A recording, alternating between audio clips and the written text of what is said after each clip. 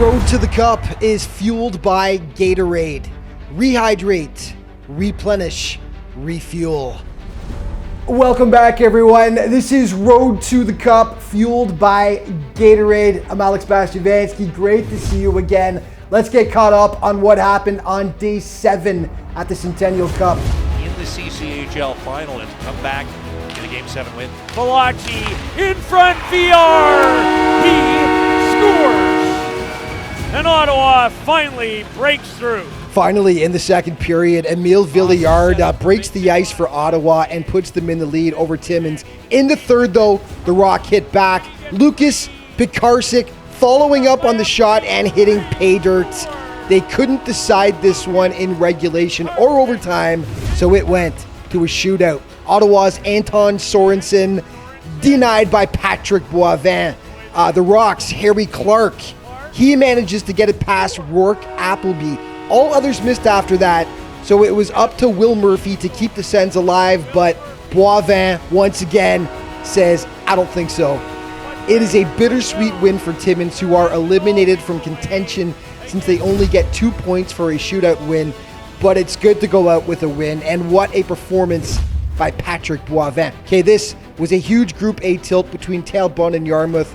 Here were the stakes. Terrebonne needed a single point in regulation time to clinch a quarterfinal spot. Yarmouth needed a win in regulation and they would jump all the way into third spot and go to the quarterfinals. And it didn't take the Mariners long to get going. 17 seconds in, what a goal by Riley Main, turning the D-man inside out and sliding it past the keeper.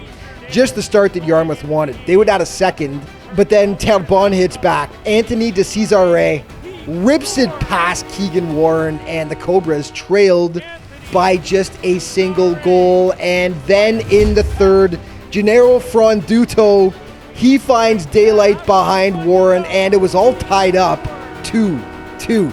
But then Nathan Kelly takes matters into his own hands for the Mariners.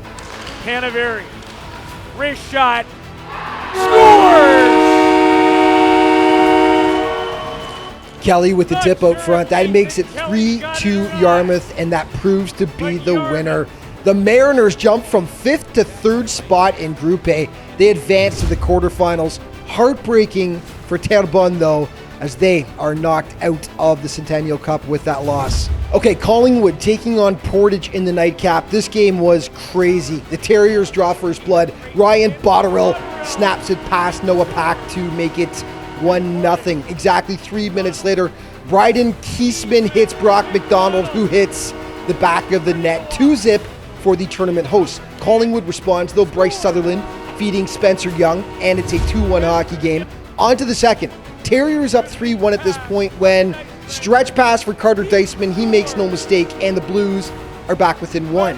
Just a $1:22 later, it's Deisman again, this time tipping home the Nathan O'Mary point shot. It's all tied up at 3 apiece.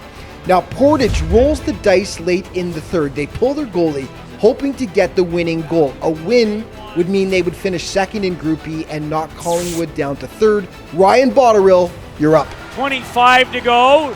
Net remains empty. Botterill, he scores! Botterill pots the winner, and the big Portage home crowd was loving it. The roll of the dice works. The Terriers win 4-3 and move up to second place in Group B.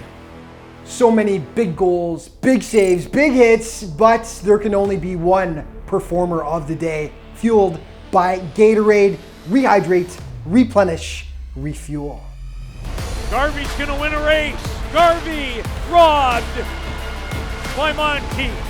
Straight up, Portage wasn't winning that game against Collingwood without the heroics of Bailey Monteith. In the second period alone, he faced 23 shots. Overall, the Terriers keeper turned aside 40 of 43 shots in a monster performance. The play of the day, we'll give it to Yarmouth's Riley Main. First, he digs the puck out, then in tight quarters, turns the D-man inside out before sliding it home. Beautiful stuff from the Mariners forward.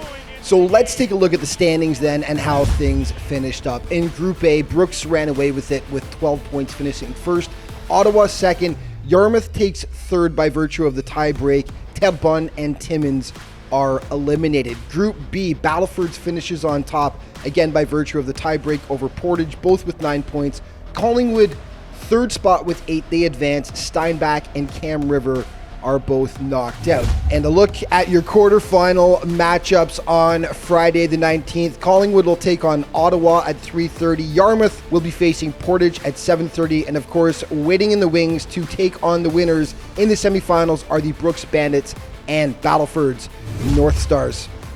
And that is going to wrap things up for today. But just a reminder that all throughout the tournament, to stay up to date on everything that's going on at the Centennial Cup, be sure to check out Hockey Canada's official social media outlets. Thanks for watching. We'll see you tomorrow.